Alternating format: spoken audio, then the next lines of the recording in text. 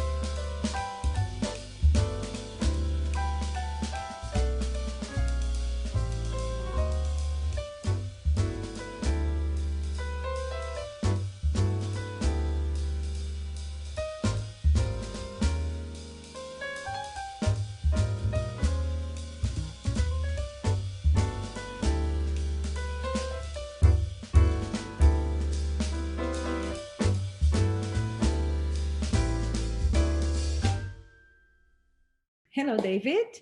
Thank you for being here. Hello, Selene. My Did you pleasure. notice? Sorry. My pleasure indeed. Thank you. Thank you. I just want to know if you noticed my t-shirt. There it is. Yeah. Yeah. So brainstorming with you now. So thank you so much for this moment. I'm so excited. I would like to go through some of the things I have been thinking as a therapist, as a trainer, as a client of brainstorming. And also I want to thank you for all you have provided to the world. And I would say for me, for myself, for my family, it's so empowering to know I know brainstorming and I can use brainstorming myself and people around me. So thank you so much. And before this moment, I was going through my journey and there are so many moments I could share with you that was very important for me, but I'm gonna go through some that I found very special, that really, really changed not only my inner world, but also my professional, my career. And the first one was, of course, when I met you in Brazil in 2007, the first brainstorming training in Brazil. And I'm able to do this interview with you and this chit chat with you because I now can speak English without shame, even if I have some strange accent or whatever, even if I say something strange or wrong, I don't have the shame I had before. And I have to thank Brainspotting for that. I had a huge difficulty to express myself in English. And I was a volunteer in that first training. And that in that moment, I remember that I didn't know what was going on and where I would go with that experience. But I remember saying to you, I'm scared of speaking English. And I was speaking in Portuguese when I said that. And I had a translator. And then in the middle of the process, I was speaking English with you. And I didn't realize until you said, are you noticing that you're speaking English with me now and we don't need a translator? I remember that, yeah. And that was a wow moment for me. And because of that experience and the shame that I believe I removed from my system, I was able to achieve my dream, which was to become an Australian, live in Australia and work in Australia. And so there's so much I would like to share and ask you about it, but feel free if you'd like to say anything else about, shame and Brainspotting, if you'd like to share something about, your experience with languages. So a short thing just for us to have in mind, it's so important to consider, languages and the brain. Okay. Shame is between us and our perception of the world and people outside. Guilt is in relation to ourselves. So guilt is internal and shame is more external. It's just by our perception. So that's an important thing to think of. Shame, we all have pre-verbal developmental trauma. Shame relates back to traumas. Shame is trauma-based. We need to have shame. Shame is part of our wiring. And part of our spiritual self, so that we care about what other people think and how we look in this world. So it's just like guilt. It guides us in the direction of what to do, and it guides us in the direction of what not to do, which is really where it seems to come in the most for us. But we grow up as children in a very shame-based world. Parents use shaming, teachers and the educational system use shaming. So it ends up being, associated with humiliation, exposure, and negative self-esteem, and so on. I want to swing back just on the issue of anxiety and speaking a second language, which you cited. Language is so developmental. One of the key aspects for a young child is to start to be able to first understand the language that's spoken to them, and then start to speak language. And parents try to help children with words and phrases and so on. But there is a period of time where the child knows what they want to express, but they can't express it because they don't have the words for it. They don't have the phrases. And that's a powerful transitional developmental time for young children. Okay? And that comes alive when a person is learning a second language or struggling with the second language, because that feeling of is what I'm going to say is it going to be understood? Is it going to make sense? Am I going to be misunderstood? Am I going to be humiliated or laughed at? Those are all key things with this. And the nature of the anxiety in speaking in second language is that there's a lot of freeze involved. Okay. And then the freeze comes in terms of thinking. The freeze comes in terms of what it takes to articulate language. And there is the fear of seeming stupid. Okay. And I'm amazed because I teach around the world, that I hear people speaking English as a second language and speaking it at least well enough, and again, because I speak very rudimentarily 2 foreign languages, knowing that the person is much more advanced than I am, but I see that stuff come up. So it's really young shame, helplessness based kind of things that get in the way in speaking a second language and evolving it. And in your process, we did a lot of healing with the substrates, those underlying factors that were contributing to your anxiety about speaking English? So amazing. And just to illustrate what you said, because that's what my thought was going, like how much freeze and faint we have in that. And I'll just illustrate what you just said with the experience I had during the brainstorming, because it's going to just really confirm what you just described. So I remember that one of the things I felt in that process was I don't have pain in my back, but in the middle of the process, I started the process without any pain in my back. In the middle of the process, I felt this. I don't know if you remember, but I said it feels like there is someone putting a finger in the back, like in the middle of my back, and it's pressing and what's going and was coming. It was really a huge discomfort. And my sense was that, and I remember, and I thought about my dad, but I had no memory. I had no memory about that. Then with time, of course, I always thought about that experience because, you keep processing after that. And I was always very curious to know what else is going to come. And anyway, and then I asked my mom, what has happened to me before my 3 years old with that? Because my father is an alcoholic in recovery. We have an amazing relationship now since 2016. It's getting even closer and closer. But at that time, my father, until I was 7, was this chaotic environment. And so my mom said, Mom, did I have ever had I fall from your arm or someone's arm? Did I had anything that happens to my back or whatever? And she said, oh yes, there was once that I thought that you died. And I'm like, what? And she said, yes, because your dad arrived drunk and you're very little. He always wants to come to me and say to me things and make me angry and, or, threaten me or whatever. And he knew if he'd come straight to me, there is no consequence with me. But if you touch you or do something to you, it would make me crazy. And so what she said was that he slapped on me, like he gave me a big slap, and I slide down into under the, I don't know, like a wardrobe or something that was high enough that I got inside, and I was so quiet that she thought I had died. So she was like, oh my God, let me check what's happening. And when she brought me out, I was in freeze probably, or faint, I don't know.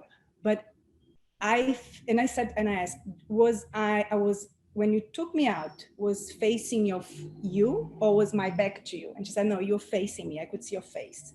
And I said, I have this sense that was one of the experience. And my dad is one of the biggest pusher, was the biggest pusher for me to become, to learn English.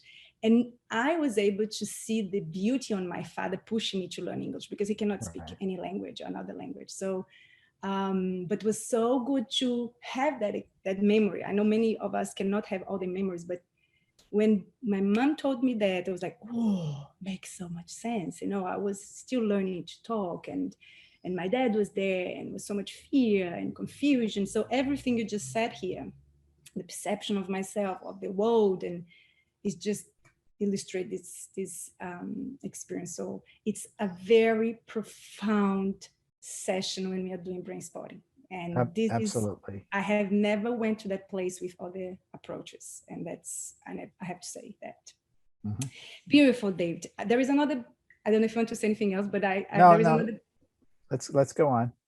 There's another beautiful moment where you also gave me something to think and make a decision in my life. Was in 2013. I mean, the other beautiful thing was when I went to Australia, I didn't know you were going to Australia in the same year, which was 2009. And I was so lucky when I told you, Dave, I'm finally going to Australia. And you said, when? And I said, November. And you said, I'm going to be there in December. I said, I cannot believe that. Anyway, and of course, you introduced me to Robbie Abels, my beautiful friend and business partner.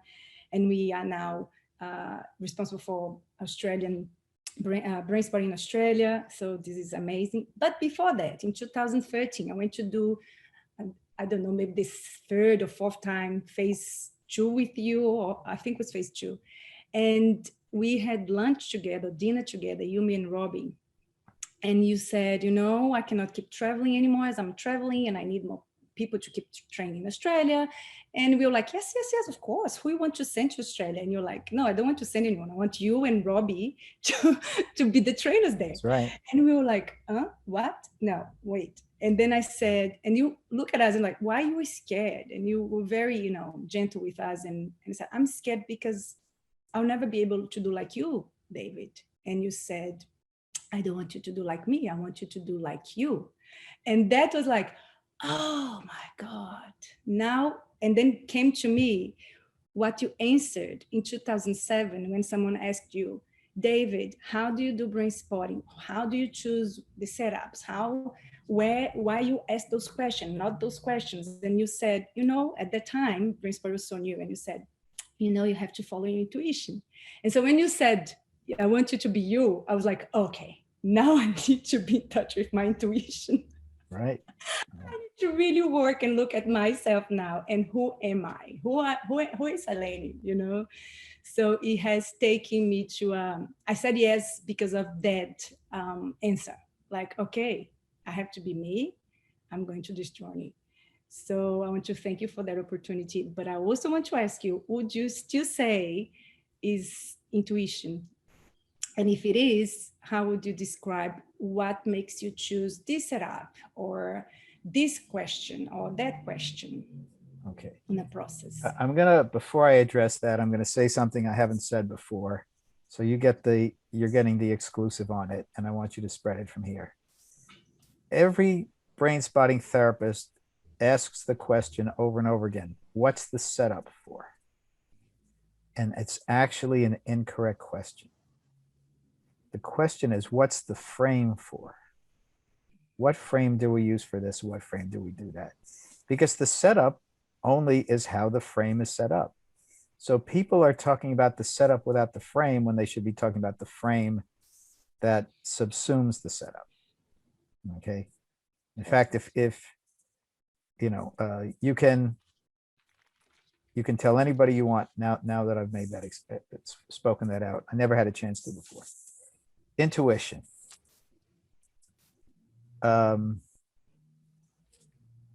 Indigenous peoples. Okay.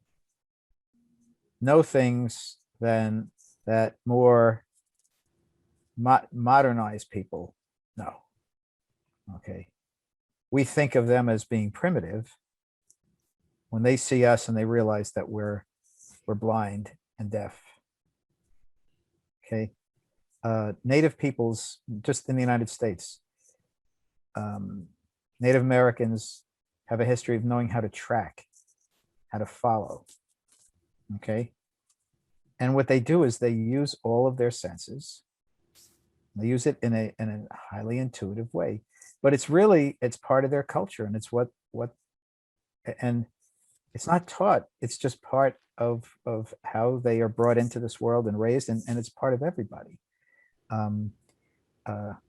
So intuition is what most of us have lost. That is part of our birthright, and we don't even know it. Okay.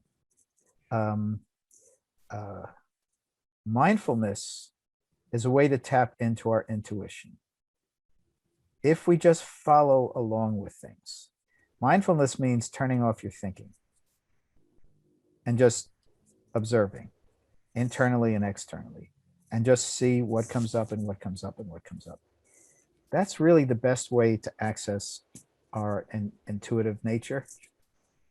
But we have to know this. We have to put ourselves in that state. We have to then wait for it, and most of all, we have to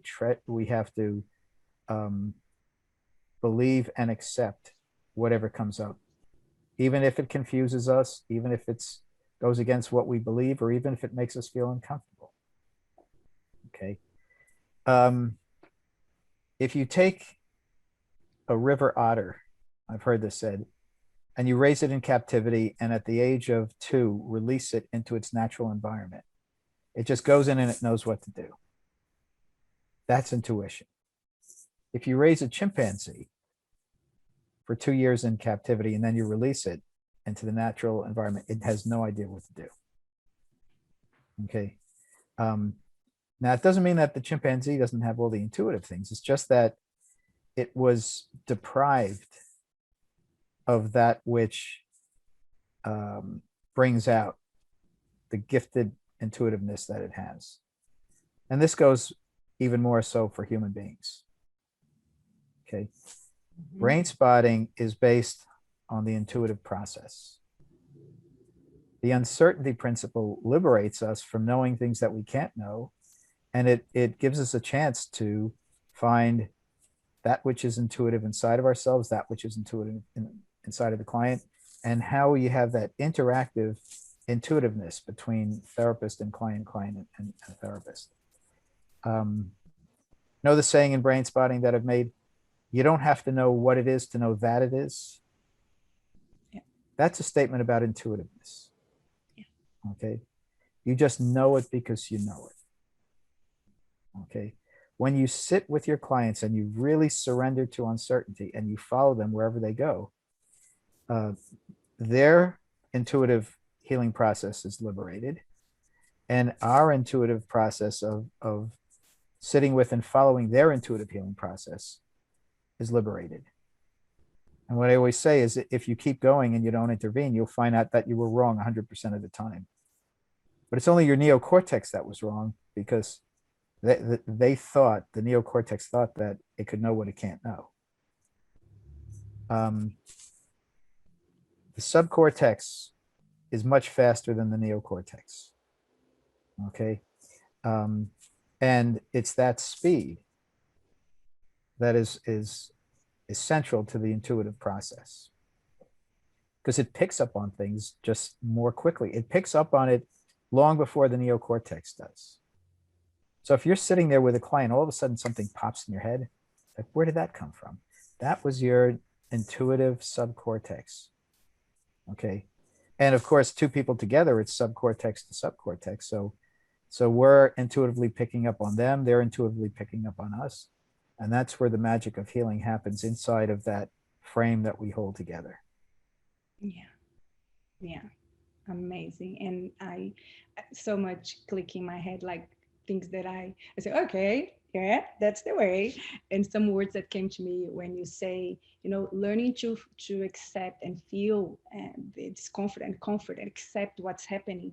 I have been calling the gifts of regulation and gifts of dysregulation. They are all part of us, and we need to be able to take advantage from them. Like, oh, now I pick up, I'm dysregulated. Oh, I have this dysregulation. Oh, now I know I'm regulated and I'm flowing. So taking the gifts of the information that come from when you're doing the process of brain spotting. So it's okay, whatever is coming. Mm-hmm. And also it's taking us now to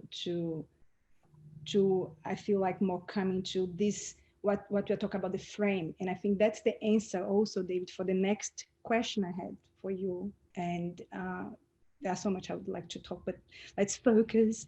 One of the things that I want to say, and I think it's important, is being a brain spotter and putting practice, not only as a therapist, of course, being a trainer and doing therapy using brain spotting has really opened and expanded my own nervous system.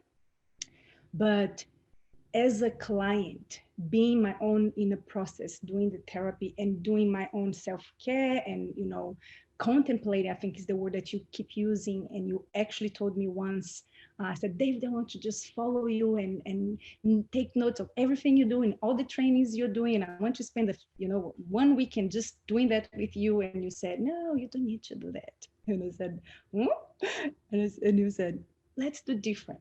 Why don't you observe yourself? Why don't you contemplate on yourself, how you are doing, what you experience, what you're feeling?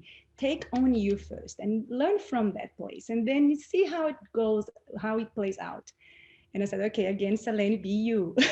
So beautiful. And what I want to say is that during this whole pandemic, remembering about the uncertainty principle, the comet and metaphor, and knowing that whatever happens is okay, and I'm here, and also going through, I'm going to call co-regulation, but it's what you just said, this between you and the client, what's happened to me and what's happened to my client, and let's look at the frame I'm offering.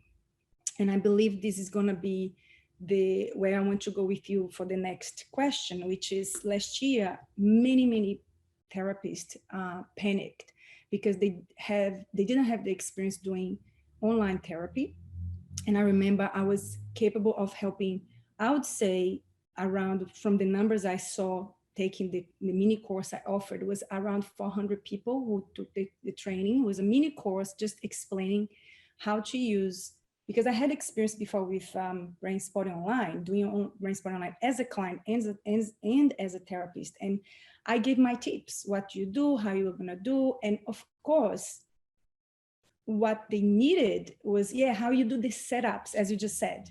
And I use all the creative things to do. I use my dad as my volunteer to demonstrate, but I spend lots of, at least 1 hour talking about how you need to be comfortable with you when you're doing this process. And I feel like this is what you're talking about more and more about the frame, like where I am, how I am seeing myself here, what I'm offering that's not, that you cannot touch it, but you need to offer for your energy, and your energy is going to be felt, let's go presence. Your presence is going to be felt through whatever place you are. Doesn't matter if it's online, if it's in person.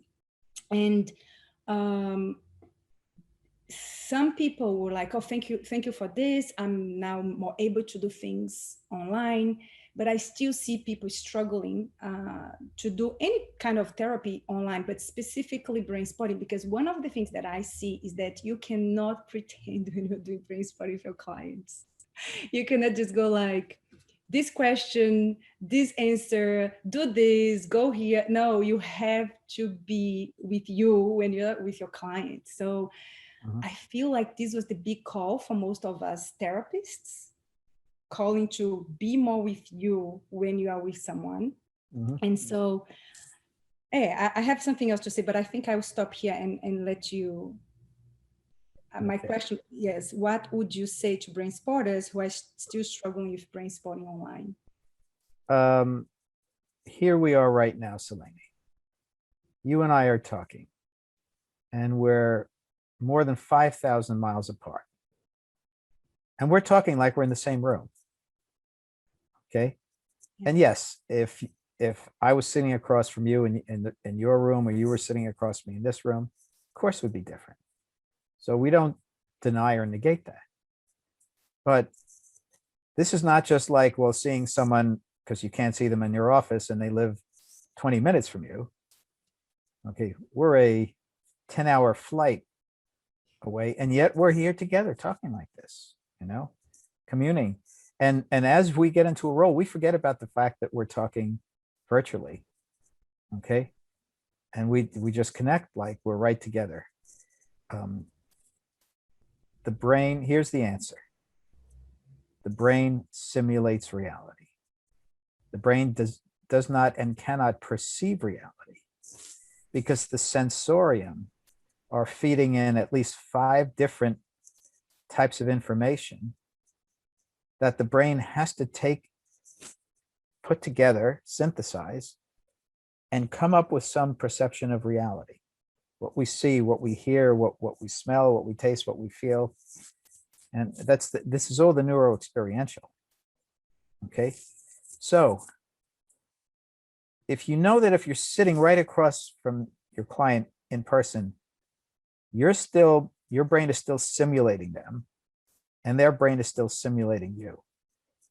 Okay. It's not real, but it feels real and we believe it. Okay. How do you talk to someone like we're talking right now, virtually? Our brain simulates the reality here. Yes, in the simulation, you look flat and I look flat to you because the screen is flat, but the simulator knows that there's dimensionality, so you can almost allow yourself to feel the 3 dimensions of the other person and the room they're in, because again, you have a wall behind you. Okay. So the brain simulates reality differently. Okay. And the brain is such a brilliant simulator that it adapts to whatever the environment is.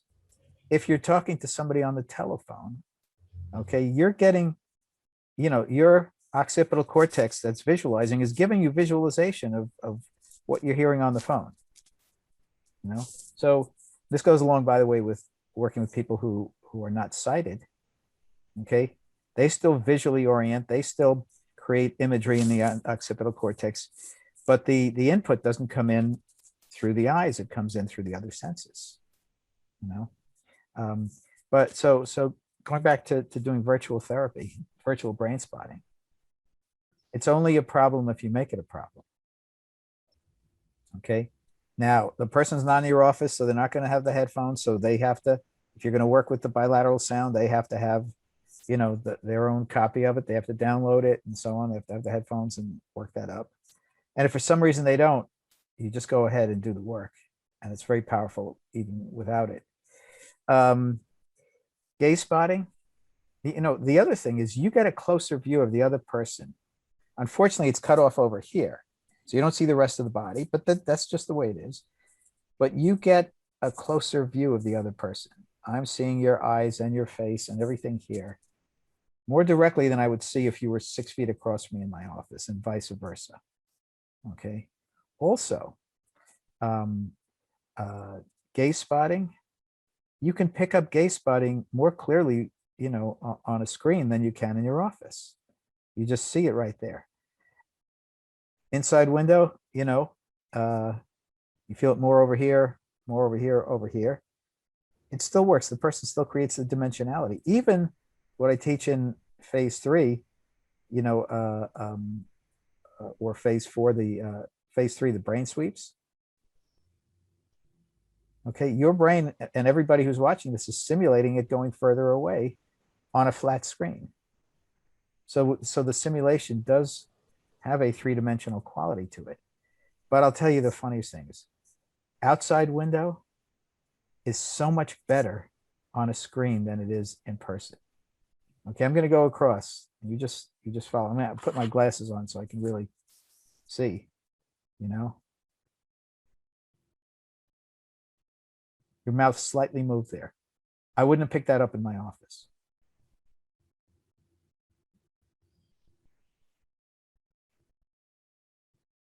Slight movement in your throat, slight blink. I'll do one more.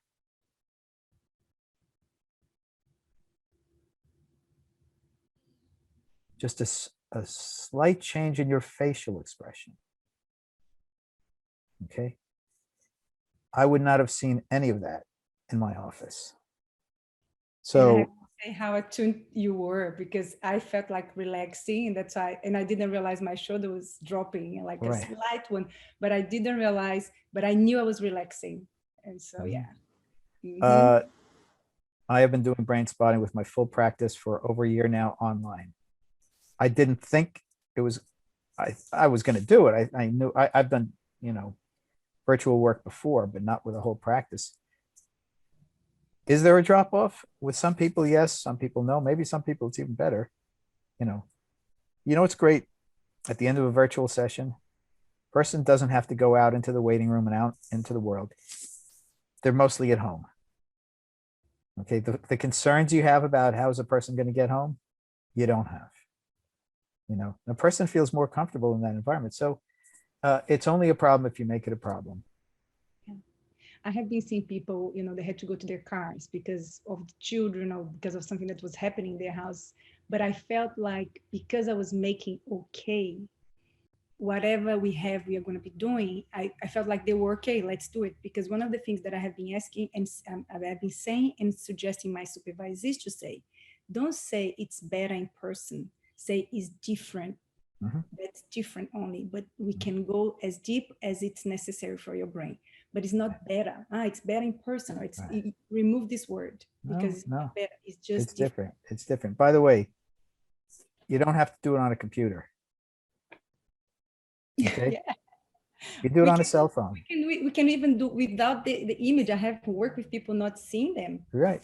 Best, so what we have. So the people who have a problem with it, it's their anxiety. you know. Yeah, that's what They- I say. They need to be a little bit more adventurous, curious. Is this going to work? How's this going to work? You know, uncertainty. You approach it with uncertainty. Yes, that's why I said, okay, now you're going to practice how to be a brain spotter. Let's use the uncertainty principle and curiosity. And then I said, and creativity, because that's the essence of the moment. It was always important, but now it's the essence. And I will just go complete what you just said, but saying the words I have been using to describe the frame, how my perception, the 3 or the 4 C's that I become aware when I'm working with people is what is in this frame, what we have, what we're creating, where they are and where I am when I'm thinking about how is our connection between me and my client, and do they trust this connection? So for them to be confident, so 4 C's that I say. So for them to be confident, we need to become aware of how they trust the connection between me and them in this process. Mm-hmm. The other C that I say is compassion towards themselves, towards their own system, which I was telling about the gifts of regulation, dysregulation, but it's like, do they believe, do they trust their ability of healing? So compassion towards their own system and knowing that they have the ability to know, stop the judgment of, oh, I cannot do this. This is never going to work for me. So where they are in that place. And the 4th C that I say is, are they curious? Are you curious as a therapist in this process as well? And I feel like, and when I came up with these 4 C's, I was like, wow, how interesting. Because if you think, if there is trust, that makes me more confident. If there is compassion towards, in a situation with me and someone else, if there is connection and curiosity towards me and towards my process from my therapist, I have the recipe of unconditional love. And one of the things that I say to my in the trainings of Brainspotting, I say, that's what I want to say. Phase 2, I usually say, you need to learn how to love your client. And this is what they are missing. This is what the trauma removed from their system, how much they stop the process of learning to love themselves. And we are in that place now to offer what you say, that I love how you say, offering the circumstances of safety to create and to develop or to ignite or stimulate those forces. So that's how I have been using the words to explain. You just defined the frame. To what? Sorry. You just defined the frame. Oh, perfect. I need to hear from you if I was with the right words. Let's go like that. Oh, yeah, sure. Just let's run through those 4 C's. What's the first one again? So I start as we need to become aware of to build the confidence through trust. So confidence. Right. So how is that confidence? And then the other 3 C's are? We're born with confidence and we gradually lose it through development and then through our lives. Mm-hmm. Our confidence is our birthright. It's knowing what we know, knowing how to do things. The child who gets up and is able to first get up and is able to crawl and is able to figure out how to stand up and then figure out how to walk from there. Mm-hmm. It's innate. And that's what confidence is about. And trauma and experience rupture, make a rupture. Right. Takes away the confidence. Trauma is a confidence robber. Okay. Therapists, no one becomes a therapist because their life was trauma free. Au contraire. Opposite. Right. And, and that's part of how we understand, but it also becomes a block for us. Yes. I'll tell you something interesting. Confidence and curiosity go together. Okay. Because if you have curiosity and you really follow it, it pays off for you, and it helps to build your confidence. Mm-hmm. If you're expecting yourself to do things in advance that you can't do, well, that, which is a lack of curiosity, well, that undermines your confidence. But if you are open, this is what the uncertainty principle is about. If you are not only curious, but fascinated by everything, like a young child who's almost seeing things for the first time, you know, a baby who sees their hand and all of a sudden starts moving and they see they have that control. You know, that's fascination. I have, and this goes to the compassion, you know. I am fascinated by human beings. I'm fascinated by what brings people to the office and what happens there and so on. Everybody is so unique, you know. But of course, you know, we don't feel that way about ourselves. We've been conditioned to believe otherwise, you know, which is the loss of confidence, you know. But the application of this compassion and fascination go together, you know, same thing. Because the curiosity and the fascination leads you to really tune into who that person is, what makes them who they are, which then opens up the pathway for you know, being compassionate with them, not just about what they suffer with, but be compassionate with them about everything about their lives and their triumphs as well as their defeats. Mm-hmm. Mm-hmm. But what's the fourth C? If I have it, connection. Okay, connection is a neuro-experiential process. Okay, if you have two people together, okay, connection naturally happens unless something gets in the way or things get in the way, you know. So you don't make connection happen, you let it happen. You don't put expectations on it, you don't force it. It's going to happen naturally in its own way. Mm-hmm. It's energy, two people in each other's energy field, you know. What's really fascinating, going back to curiosity, so you have two people together who don't speak the same language, cannot communicate at all, and watch the process that goes on between those two people, okay? Because it's stripped of that verbal communication. So there, the connection happens on its own, you know? I have to say this is so true, because when I was in Australia, my first clients, my English was okay, but I was not as confident understanding everything, and you know, and that was actually, and Robbie helped me to see that with more positivity, which was, Saleni, do you realize that you still connected to your clients and you're seeing them in a deeper place, in the deeper way, because you're not putting words. You have to see them more than words now, and you have to go with your feelings instead of going with your, you know, what they're saying, what they're not saying, and that was a huge, amazing experience. And because I was curious of that, of course, I became more confident, and my English improved, of course, because I was more relaxed in that process. Right, absolutely. And so for me, I believe this is the combination of, you know, when you feel unconditional love.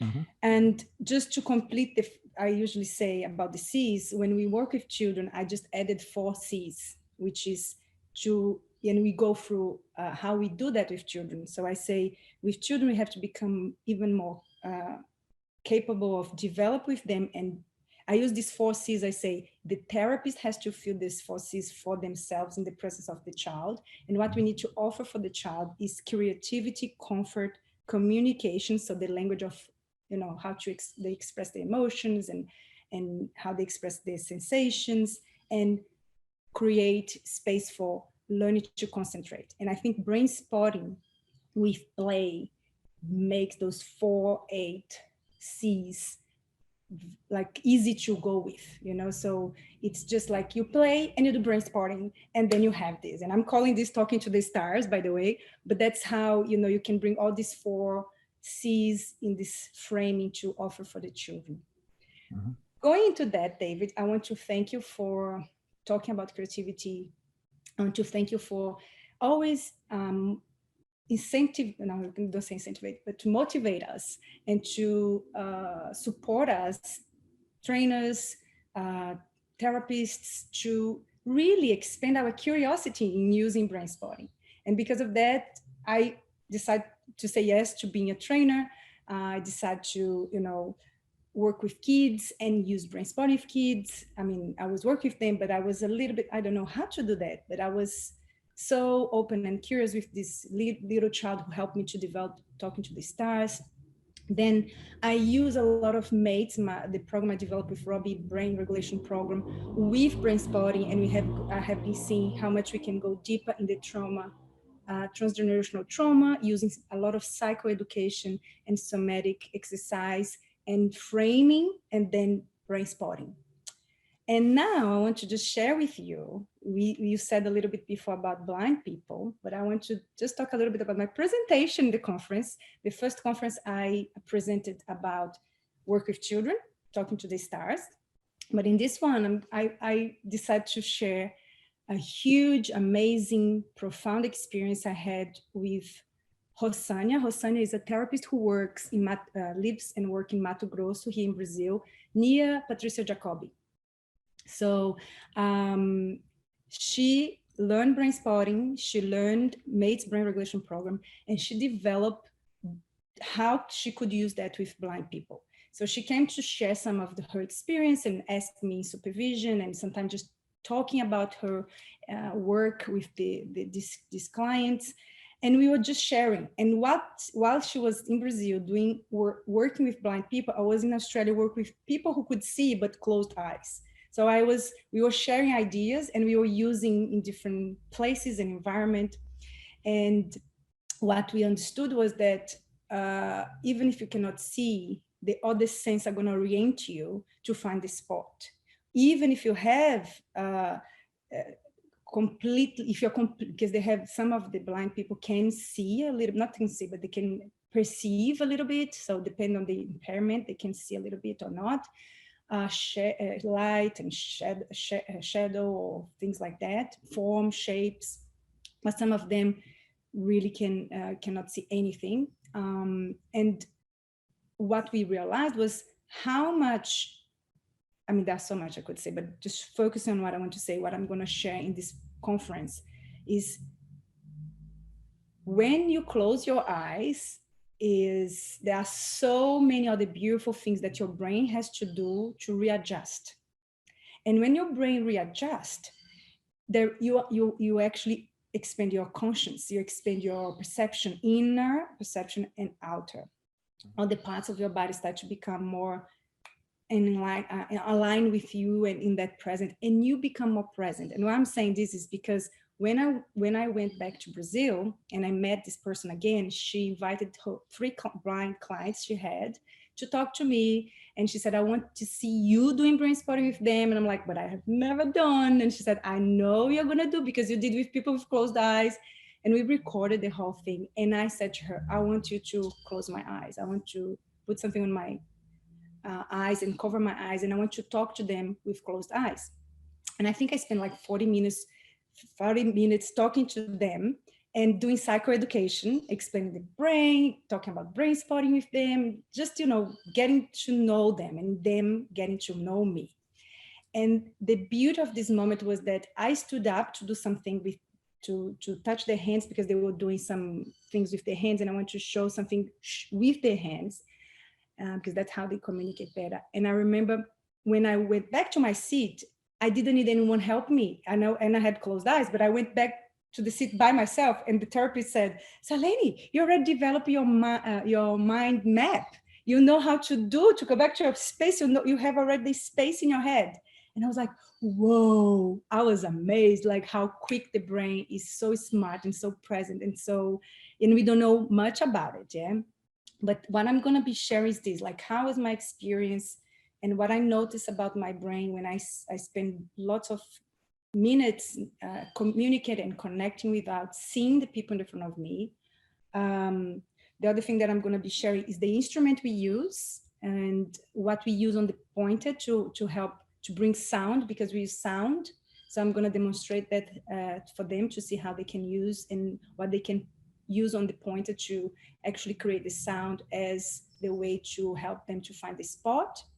Their hearing is very, very sensitive because it compensates that they don't have the vision. And one word that I want to share with you today, which I feel like Brainspotting actually do that. One of the things that I learned when you work with blind people, that was the main thing that I'm going to share a little bit what you learn, what you need to do when you work with blind people. And all the brain spotting concepts I felt in practice when I was with them. So for example, just a quick example, the comet, the metaphor of the comet. When you are guiding a blind person, you don't take them, they take you. They are the ones they are gonna hold your arm or your shoulder. They choose where they want to hold on you. And you just move and they guide you where you should go. So I was like, oh my God, this is a perfect metaphor to say about the comet, because is that what we feel when we are as a brain spotter? We go with them, but they take us with them where they need to go. Of course, we can, show a little bit here and there if there's something that we can soften in the process, but they are the ones guiding us. And there are other things that I could say, but I want to focus on the main thing that she told me when she said, when I start learning to work with blind people, Selene, the first thing I had to have in mind is two things, actually. Give my clients autonomy and really put myself in their shoes when I was communicating with them.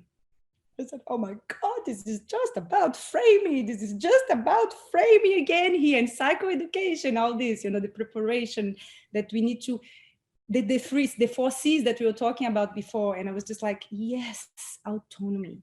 And I feel like all the way how she was explaining to me how she has to do and adjust and learn, and said, all what you're telling me, and we did an interview, it's going to be translated, all what you're telling me is exactly what all therapists should have in mind. And all those concepts that you're telling me, we have in brain spotting. Connection, communication, put ourselves in people's shoes, give them autonomy. We don't know what's going to happen. They don't know what's happening. They are having just the feeling what's happening with them. So they felt me. They didn't touch me to see how I was physically. They were just feeling me. And I remember feeling, oh, let's see how it's going to be, my presence for them. And I was lucky enough in the end, they were like, we love her. She can use our material for her conference and da-da-da-da-da. But I want to just share with you how, because of where brain spotting is taking us, and how much, as you said in some conversation, the concepts of brain spotting, it's not only about the therapy. The concept of brain spotting is about how you live, how you should live. And it's not only about, as you said as well, the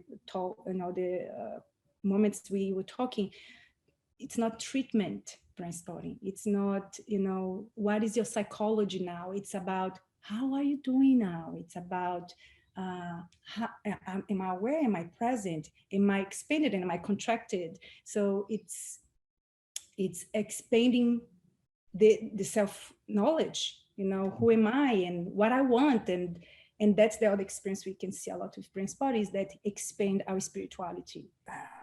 This is why I said it's much more important to say what's the frame for than to say what's the setup for. Exactly. Everything you're talking about is the frame and framing. And the idea, if you're working with a person who can't see,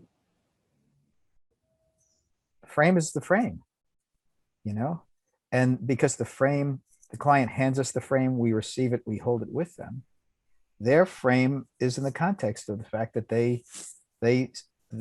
their senses and their orienting process is different from people who can see. But you don't even have to think about it. Question is not, is it going to work? The question is not, how's it going to work? The question is, what happens? What's going to happen? Let's do it. Let's try it. Uncertainty says you approach someone who can't see or has other challenges. You don't even think about it. You don't think, can you, or how can you? You just do it, and it happens. And that's what you've been doing. That's what they picked up on. I'll tell you two interesting things. There's a brain spotting, an unsighted brain spotting therapist who told me she was working with a teenage girl, and she said to the teenage girl, don't roll your eyes at me. So the girl said, how did you know I was rolling my eyes? He said, I could hear it. Yes. Okay. That says it all. The other one is there are restaurants around the world, and I went to one in Berlin called the dark restaurant, where it's pitch black. You can't even wear a watch or take your phone with you or anything like that, because there is no light there. And all the waiters and waitresses are blind. Okay. So when you sit there, you know, they, in terms of orienting, they know everything about this. And it's a big room, is they know where everything is. Okay. And it's all, and they orient according to knowing that. So what, you know, so the waiter walks and everybody behind puts their hand on the shoulder of the waiter and then the person behind them. And that's how they get to the chair. And then when you're eating, you have this incredible experience of, you don't even know where the food is. You don't know how much is in the plate, all these things, but for it just takes us into the unsighted world. So in that world, we are the disabled ones. You know, it's all a matter of perspective. That was my feeling, David, after this experience with these people, these beautiful people. When, no matter who is brought to me, the question, how can I, or how can I work with this person, never comes to me. I sit there and I wait for it to come to me. Mm-hmm. I wait for it to come to me from the person. And by waiting, that kind of waiting is an invitation. It's a subcortical invitation to their subcortex. And as long as you are patient and curious and present, it comes and it goes wherever it goes, you know, and that applies across the board. So, you know, I am really interested in the work you're doing. I do want to mention that you're going to be presenting 1 out of 80 different workshops at the conference. Okay. And we just got a little window into one of them and how absolutely unique and fascinating and meaningful and important it is, you know. And we could say that about each and every one of those workshops. This is why it's so crucial for every serious brain spotting therapist in Brazil, in the rest of the world, to register for the conference and to be there.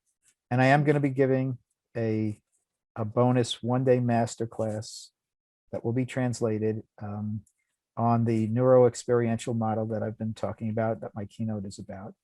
And everything you've been talking about is neuro-experiential. Mm-hmm. It's from the internal systems, especially the nervous system, the energy systems, the body systems, and how it comes to us, how we experience it, and what we do with it. You know, that's, and how, for us, how we receive and hold that frame, that neuro-experiential frame with the client. And the thing about the neuro-experiential frame is it goes around everything. There's the question of, well, what do we work on? Well, we work on everything that's in the system. We put the frame around everything. You know, you can shrink the frame to make it around one specific thing if need be. But once that has processed through, the frame just expands back to its full neuro-experiential size. Beautiful. And you just answered my last question, which would be that you have been calling brain spotting as neuro-experiential approach or model or therapy instead of, I mean, we can still say neurobiological and relational approach, but I feel like there is an expansion when you say neuro-experiential approach, which really describe how I have been experiencing being a brain spotter, how I have been experienced to, you know, see different worlds through, I'm talking about brain spotting, David, as we are going to travel in the space of people's nervous system. That's how I put an astronaut now on my flyers, you know, that's how I'm sharing with people. When we do brain spotting, when we learn brain spotting, when we are practicing brain spotting, you're going to travel in your inner space. You have a huge universe of multiverses inside of you. And we are going to see where we're going to go, and we might get some comets in there, and we're going to follow them. And we don't know what's going to happen, but it's going to be a journey, and we're going to go together. And let's see how that's going to be. So I have been using this metaphor because it's what you just said, you know, it's getting in a place we don't know, but it's just, as you said, waiting to see what's going to, I love this, the way Harry is saying, waiting to come to me, what we need to do here. Do we need to do something here or not? And I think that's the most important intervention in brain spotting. Wait and wait. And if you want to do something, wait some more. So I think this is the perfect way to describe intervention in brain spotting. Yes, you can do other stuff, but that's the main way of doing intervention. And I just want to say that people tend to say, oh, I cannot talk in brain spotting. As a therapist, I said, no, it's not that you cannot talk, it's that you talk differently, it's that you connect differently. And I feel like this experience with the blind people gave me more of that confidence of, yes, we connect and we have the ability more and more and more and more to be with each other without needing to use too many words or too much words, or too many words, sorry, that's correct in English, many words. David, I want to thank you so much for this opportunity. I feel like, I hope people understand how important for them to be in this conference, because as you said, in all the places, we don't know when it's going to come the next one. The first one was 5 years ago. We don't know when it's going to be the next one. They are going to have so many new things to learn from different people from around the world, the opportunity to meet different people and being with you, to have a bit of this, what we are having right now, to ask their own questions to you, and as the masterclass as a bonus from investing in this beautiful conference. So thank you for the movement you have been creating in the world. Thank you for inviting me for this world as well. And I'm appreciative to all what I have learned and experienced, and I know more is coming. So I'm so grateful. So Lainey, thank you for everything you do for brain spotting and everything you do for me. I love you, man. I have to say that. Thank you. So see you around, David. See you in the conference. See you there.